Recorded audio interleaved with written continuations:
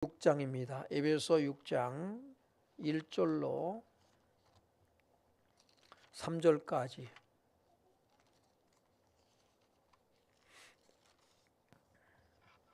제가 한 절 읽고 두 절 읽으시기 바랍니다.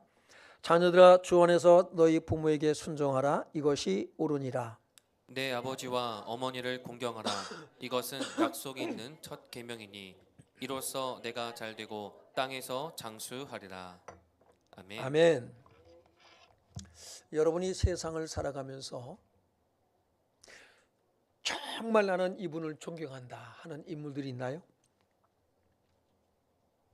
제가 어릴 때는 이순신 장군이 제가 가장 존경하는 인물이었습니다. 그러다가 세종대왕이 또 존경하는 인물이었고요.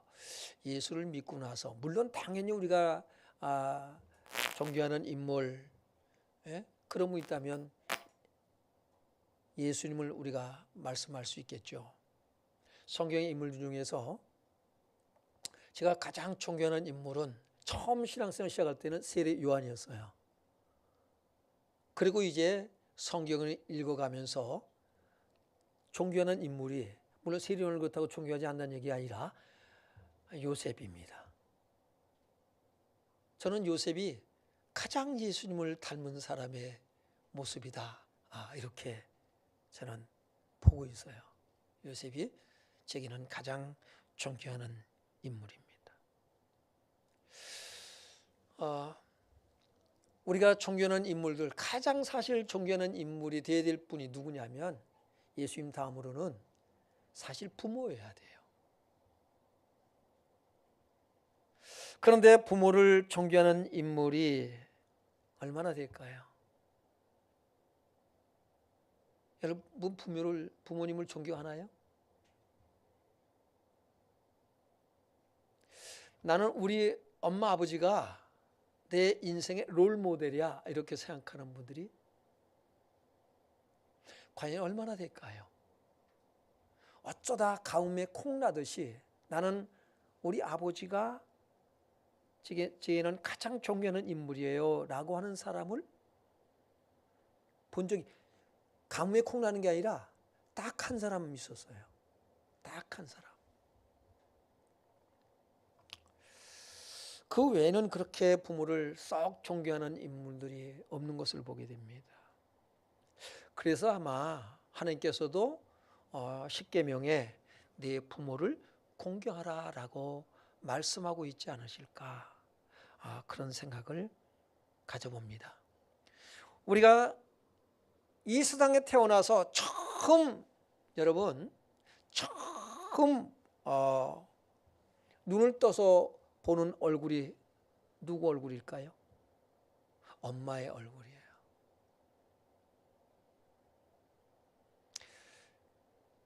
처음 눈을 떠서 볼 때에 눈을 떠 딱 보는데 엄마의 얼굴을 내려다보고 있는 엄마의 얼굴을 보게 돼요.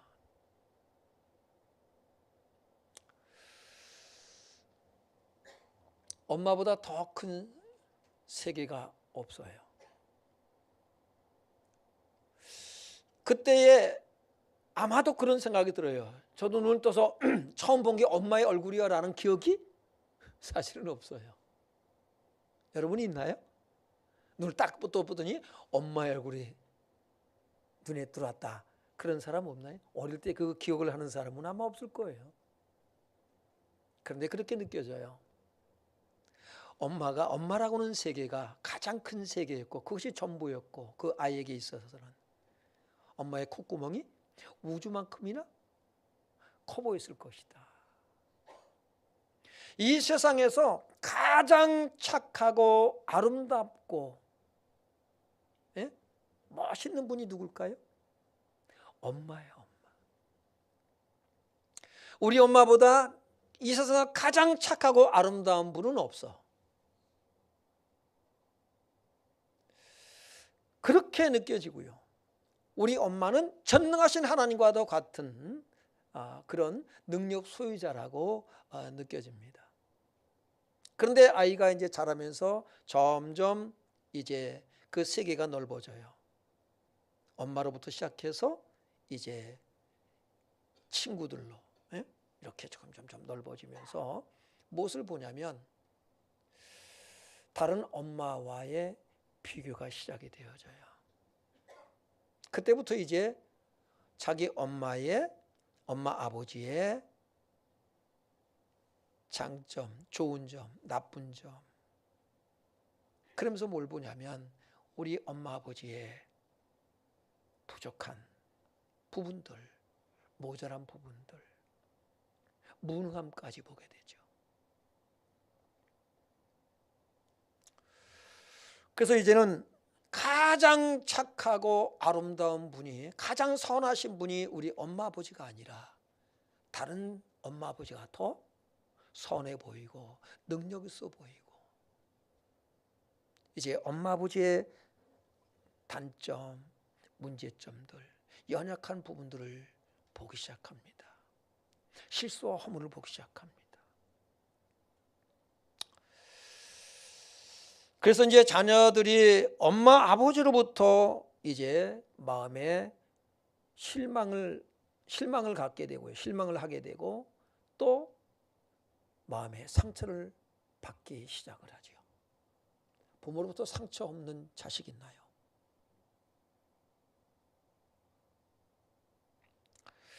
그것은 이제 불신으로 자리를 잡기 시작을 해요.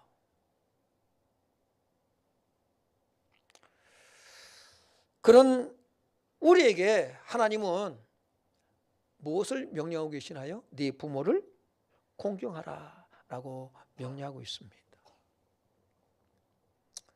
여러분, 이 공경하는 것은 우리 마음에서 사실 우러나서 공경을 해야 됩니다.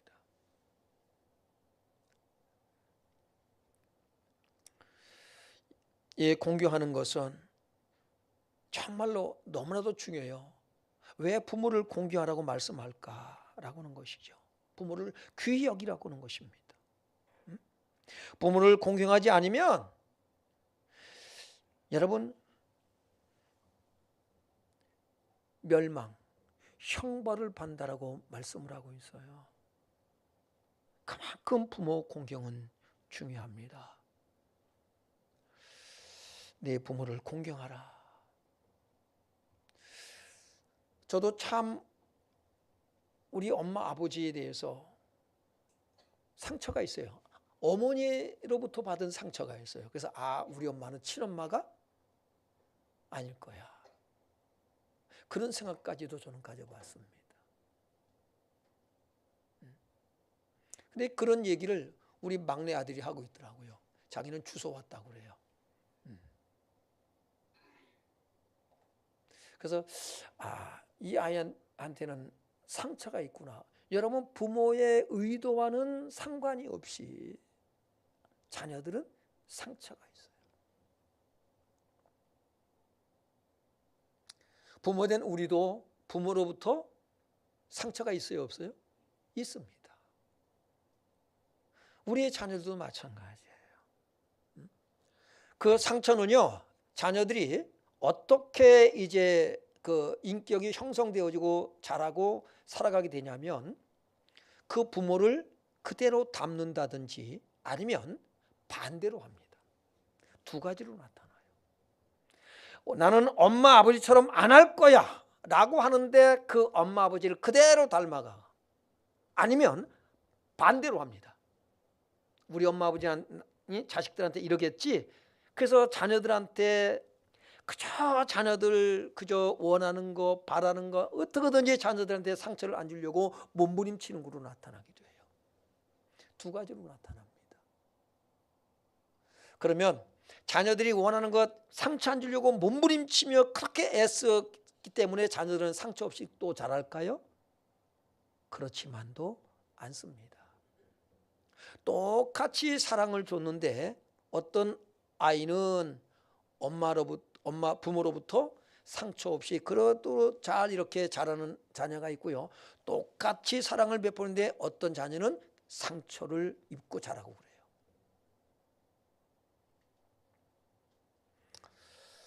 오늘 중요한 것은 뭐냐면 우리가 자녀들에게 상처를 줬냐 안 줬냐라고 하는 것이 문제가 아니라 주님은 뭐라고 말씀하냐면 네 부모를 공경하라라고 일방적으로 말씀하고 계십니다.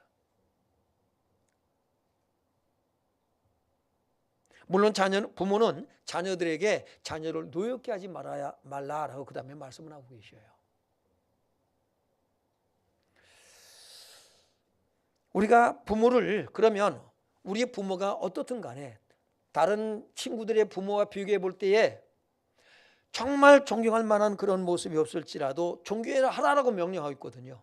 너희 부모가 너한테 잘하면 공경하라 이렇게 말씀하지 않았어요. 네 부모를 공경하라고 일방적으로 하나님은 명령을 하고 계십니다. 공경해야 될 이유가 그럼 뭘까라고 하는 거죠.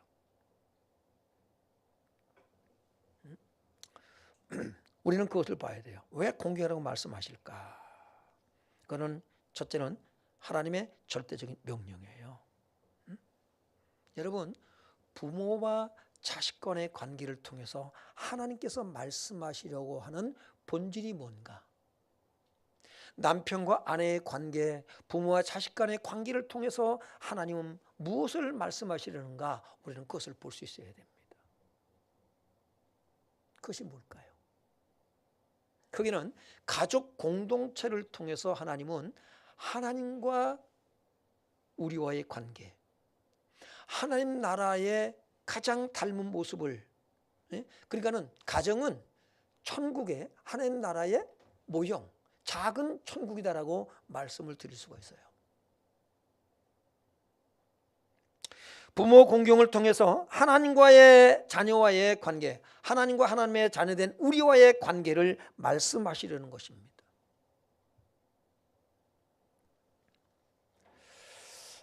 다시 1절 한번 보겠습니다. 시작. 안에서 너희 부모에게 순종하라. 이것이 옳으니라. 네. 바울은 부모에게 순종하라라부터 말씀을 하고 있어요. 순종은 어디서 나와요?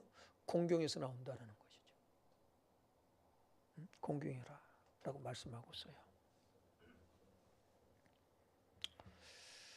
가족 공동체의 시작은 남편과 아내의 관계입니다. 두 번째는 부모와 자식 간의 관계예요. 세 번째는 형제와 형제 간의 관계예요. 우리는 거기서 작은 천국을 보는 거예요. 여러분 가정이 천국이 되길 바랍니다. 우리가 아까 찬송이 뭐였어요? 예? 어떤 찬송 불렀나요? 사철의 봄바람 불어있고. 가정이 행복해야 돼요. 그죠? 그런데 나는 엄마 아버지가 저래서 나는 행복하지가 못해. 이렇게 여러분 자녀된 우리가 말씀을 드릴 수가 있을 거예요. 그렇게. 여러분 왜 우리는 부모에게 순종해야 되는가? 공경해야 되는가? 부모라고는 뜻이 뭐냐면 고니우스라고 그래요. 고니우스. 헬라어로 고니우스라고 하는데 부모예요. 부모. 예?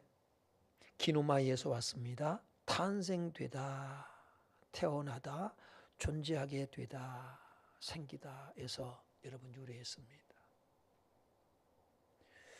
가장 중요한 게 뭐냐면 여러분은 이 세상에 태어나게 하셨다라고 하는 거예요. 부모 공경할 이유가 따로 있는 게 아니에요. 나를 이 세상에 태어나게 하셨다라는 거죠. 제 막내 동생이 자기 생일이 되면은 어머니께 이렇게 말씀드린 게 있어요. 예. 엄마, 나 이 세상에 태어나게 해주셔서 감사합니다. 이 말을 자주 써요. 예. 저는 참 그런 말을 굉장히 어색해요. 잘 저는 표현을 못해요. 우리 막내 동생은 엄마 이 세상에 태어나게 해주셔서 감사합니다. 이 말을 잘해요. 그래서 참 동생이 막내 동생하고 저하고 11년 차이가 나거든요. 동생이 그런 거 보면 귀엽기도 하고 지금 10운이 넘었는데도 귀엽기도 하고 그렇게 참 사랑스러울 수가 없어요. 그래서 너는 참 표현 참 잘한다. 나는 그런 표현을 왜 이렇게 어색하냐. 그래서 제가 좋아하는 찬양이 뭐가 있다고요? 다 표현 못해요. 다 표현 못해도. 참 표현을 잘 못해요. 마음은 그게 아닌데. 예? 여러분, 부모가 이 세상에 나를 태어나게 했다는 것, 여러분, 그것이 부모를 공경해야 될 첫 번째 이유입니다. 기억하시길 바라요. 두 번째는 네 아버지와 어머니를 공경하라. 이것은 약속 있는 첫 계명이라고 말씀하고 있어요. 부모 공경이 왜 첫 계명일까요?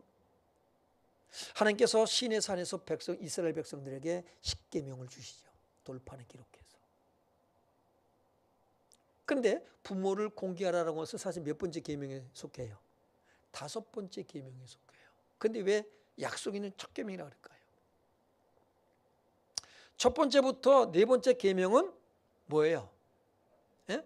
나 외에 다른 신을 섬기지 말라. 우상 만들지 말고 그 앞에 절하지 말라. 그 다음에 세 번째는요, 예? 하나님의 이름, 여호와의 이름을 망령되이 부르지 말라. 네 번째는 안식일을 지켜라예요. 하지 말라 하라라고만 명령하고 있습니다. 그런데 5번째 계명은 네 부모를 공경하라라고 끝나는 것이 아니라 그 다음 이어지는 말씀이 뭐예요? 내가 어떻게 할 거라고요? 응? 출애굽기 1장 12절에 보면은 네 하나님 여호와가 내게 준 땅에서 네 생명이 길리라. 이게 약속이다 이 말이에요. 그래서 첫 번째 약속 있는 첫 계명이라고 하는 이유가 내가 내게 주는 그 땅에서 네가 생명의 길이라 장수하리라라고 하시는 말씀, 이 약속을 줬기 때문에 약속이 있는 첫 계명이다라고 말씀을 하고 있는 것입니다. 여러분, 그러니까 부모 공경과 장수의 축복은 아주 연관성 있는 거예요. 네. 자, 그런데 저는 이 말씀을 가지고 그 전에 한참 고민에 빠진 적이 있어요. 그게 뭐냐면 분명히 부모를 공경하는데 왜 장수하지 못했을까? 분명히 부모를 공경해요. 근데 왜 장수하지 못하고 일찍 세상을 떠났을까? 고민해 본 적이 있나요? 그런 분들이 있는 것 때문에 저는 굉장히 고민에 빠진 적이 있어요. 그럼 성경 말씀이 틀린 걸까? 그럴 리가 없잖아요. 무슨 얘기일까? 응? 내가 네게 준 땅에서 네가 장수하리라. 생명의 길이라. 이 말이 도대체 뭘까 그러면? 무엇일까요? 하나님의 나라. 네가 천국에서 영생 복락을 누리라 라고 하는 것입니다. 그러니까 부모 공경은 여러분이 구원과 연결이 되어 있다는 것이에요. 중요한 것입니다.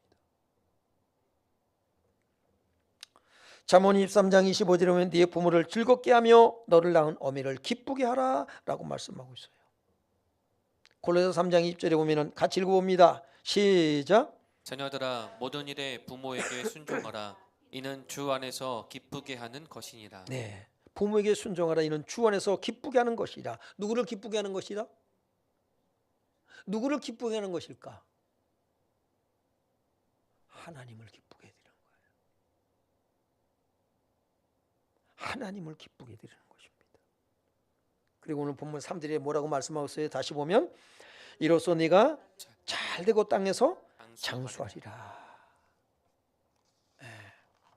이런 역사가 일어나는 것을 믿길 바랍니다. 자, 오늘 그래서 네 부모를 공경하라 라고 하는 것을 한번 정리하고 넘어갈 필요성이 있어요. 왜 공경해야 된다? 첫째, 하나님의 사실은 명령이기 때문에 그래요. 명령입니다. 두 번째는 말하면 부모를 공경하는 것이 하나님을 공경하는 것이다. 셋째는 하나님의 마음을 가장 닮은 분이 누구냐면 부모예요. 아무리 여러분의 부모가 여러분이 보기에 우리 엄마 아버지는 참 실수도 많고, 예? 참 무능하고 답답해, 그럴지라도 누구보다도 여러분을 사랑하는 분이 누구예요? 부모예요. 서툴지 모르지만, 표현을 잘 할지 모르지만, 여러분이 보기에 우리 엄마 아버지는 참 실수, 허물이 많아, 무능해, 그럴지 모르지만 사랑만큼은, 여러분을 향한 사랑만큼은 누구보다도 여러분 뒤지지 않습니다. 분명히 여러분 기억해야 돼요. 부모는 아낌없이 주는 나무예요. 아낌없이 다 주어요. 정말 이제 중요한 것이 뭐냐면 여러분의 구원과 연결되어 있다는 거예요. 부모 공경이. 부모를 공경하지 않으면서 신앙생활 잘한다? 그런 기적은 일어나지 않습니다. 그런 기적은 일어나지 않아요. 여러분, 부모 공경하는 게 쉽다 안 쉽다? 쉬워요, 어려워요? 어려워요. 어렵지 않아요, 사실은. 어렵지 않아요. 근데 지금 부모 공경하는 것이 참 어려워하는 것 같아요. 부모를 공경하라 했더니 여러분 어떻게 합니까? 부모를 따라서 하시기 바랍니다. 네 부모를 공경하라. 다시 한번, 네 부모를 공격하라. 부모를 공경하라 했더니 부모를 어떻게 해요? 요즘 자녀들을 이렇게 보면 부모를 공격해요.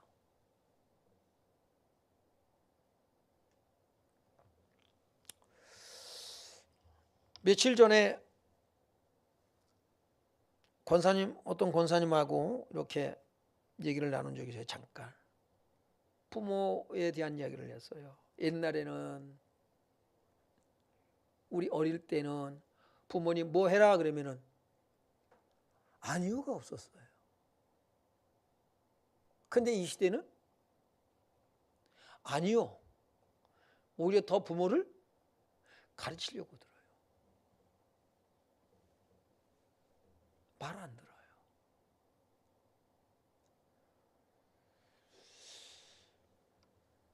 그런 시대 가운데 우리가 살고 있습니다.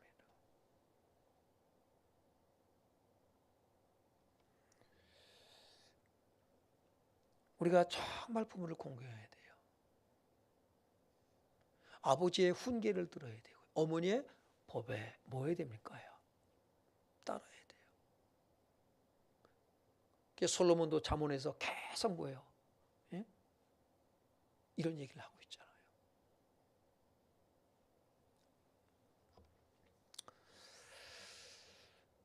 여러분이 부모 공경이 힘들기 때문에 주님은 뭐를 말씀하냐면 1절을 다시 한번 봅니다. 시작. 자녀들아, 주 안에서 너희 부모에게 순종하라. 이것이 옳으니라. 네. 어디서 공경하라고요? 주 안에서 공경하라는 거예요. 그냥 공경이 안 될. 왜?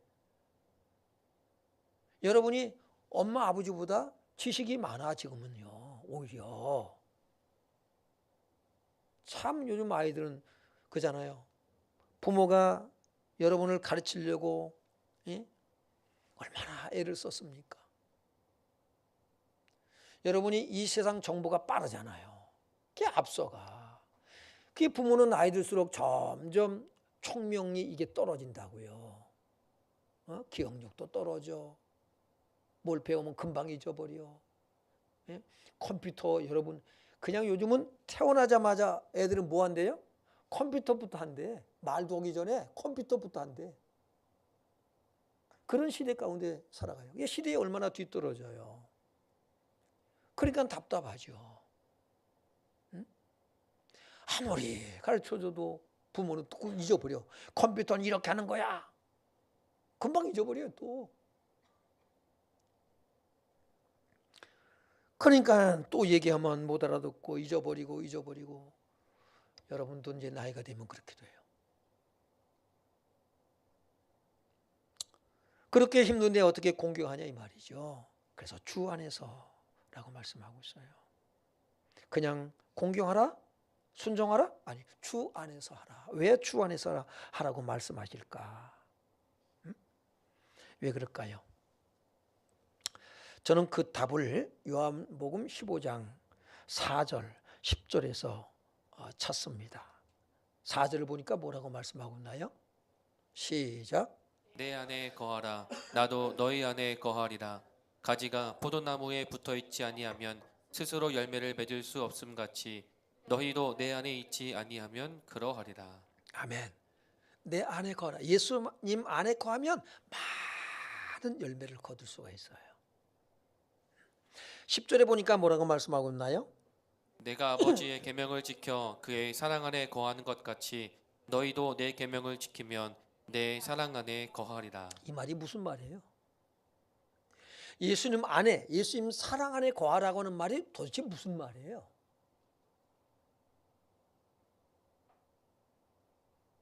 여러분 예수님 안에 거합니까? 그 말이 무슨 말이에요? 내 안에 거하라고 하는 말에 여러분이 감동이 있나요? 감격이 있나요?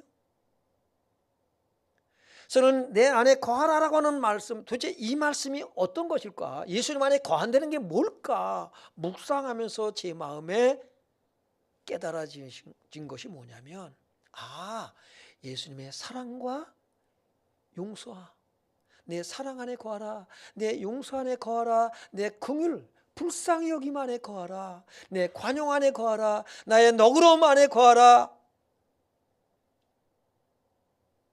내 오래 참음 안에 거하라. 예수님의 그 성품 안에 거하라고 하는 말씀으로 저는 정리가 되었어요. 여러분 예수님 안에 거한다는 건 우리는 그 안에서 예수님 안에서 포근함을 느껴야 돼요.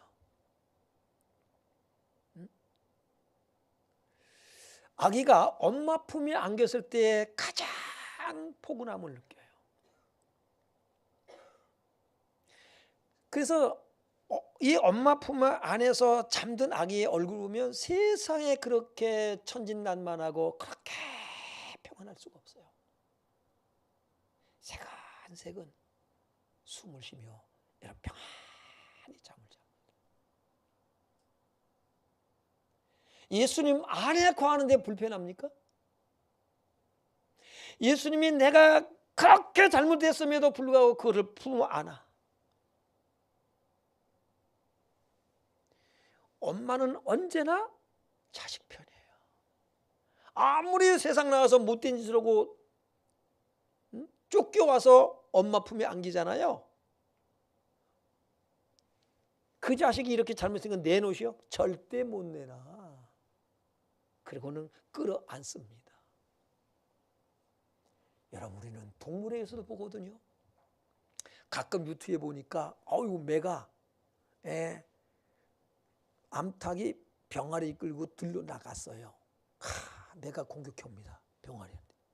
암탉이 그걸 보고요. 닭도 매의 밥입니다. 맞짱 떠. 누가 이겼을까요? 엄마가 이겨. 암탉은 약한데 엄마 닭은 강하다. 여자는 약한데 엄마는 어떻다 그러죠? 강하다. 왜요? 자식 목숨을 걸어요. 제가 어릴 때 집에서 이제 닭을 이렇게 병아리를 부화시켜요. 암탉이 품고 있습니다. 병아리가 나오지 마당에 놀아요. 그럼 집에 이제 우리 개도 기르고 했거든요. 개가 병아리를 보고 덤비려고 그러죠. 동네 고양이가 그걸 보고 덤비려고 그러죠. 그러면은 닭이 어떻게 해요? 큰 날개를 펴고 맞짱 떠요. 그리고 개도 뭐예요? 슬슬 피해. 그리고는 병아리들을 자기 날개 품 안에 품고는 딱 앉아버립니다. 목숨을 걸고 새끼를 지켜요. 주 안에, 내 안에 거하라라고 하는 것은 바로 이런 거예요. 그렇기 때문에 하나님의 사랑과 용서와 차비와 긍휼을 입은 거예요. 그걸 가지고 어떻게 알아?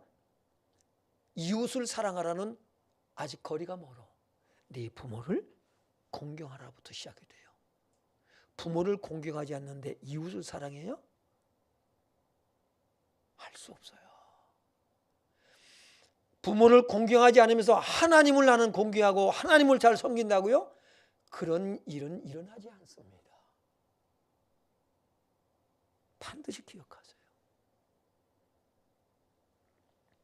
어떤 사람은 참 친구 엄마 아버지는 참 인격적이고 참 좋으신 분이 나는 어쩌다가 이런 엄마 아버지한테서 태어나서 그럴 수 있어요.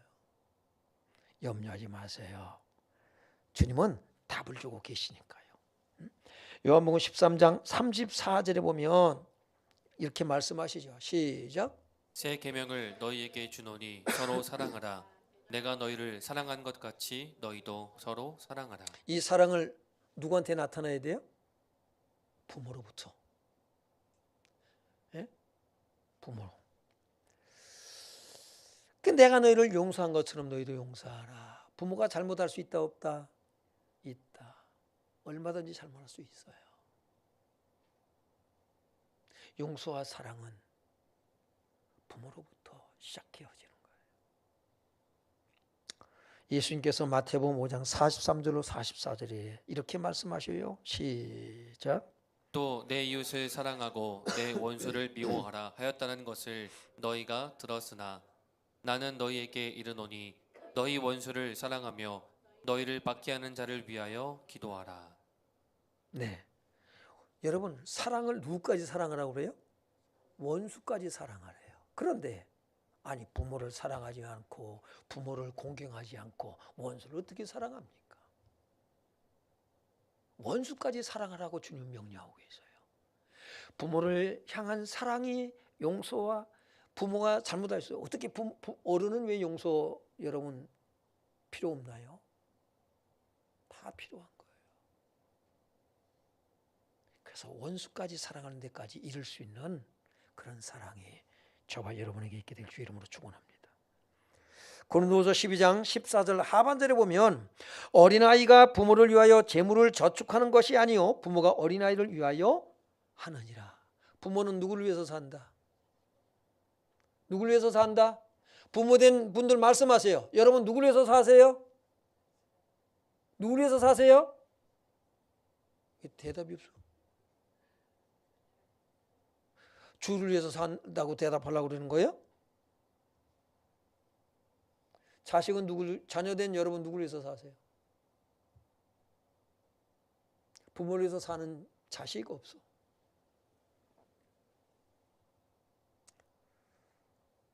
부모는 그런데 자식을 위해서 아낌없이 주는 나무예요. 우리 어머니가 우리 큰집 동생이 이제 섬에서 이제 꽃게를 이렇게 이제 봄에 봄 꽃게 얼마나 그 알차고 맛있나요?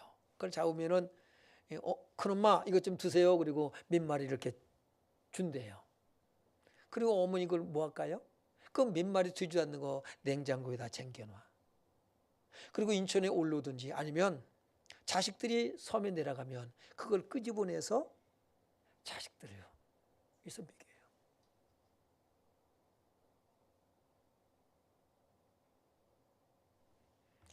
부모는 자기 먹을 걸 못 먹어. 자식들 먹으라고 주고는 그거 먹는 거 보고 뭐예요? 흐뭇해. 안 먹어도 난 안 먹어도 배부르다. 이게 여러분 부모입니다. 지금까지도 자식들을 위해서 사시더라고. 가만히 보니까. 근데 어떻게 공경하지 않습니까?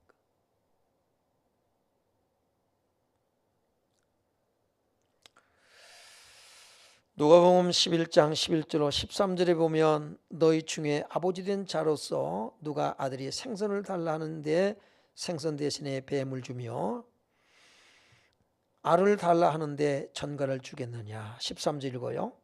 너희가 악할지라도 좋은 것을 자식에게 줄 줄 알거든 하물며 너희 하늘 아버지께서 구하는 자에게 성령을 주시지 않겠느냐 하시니라.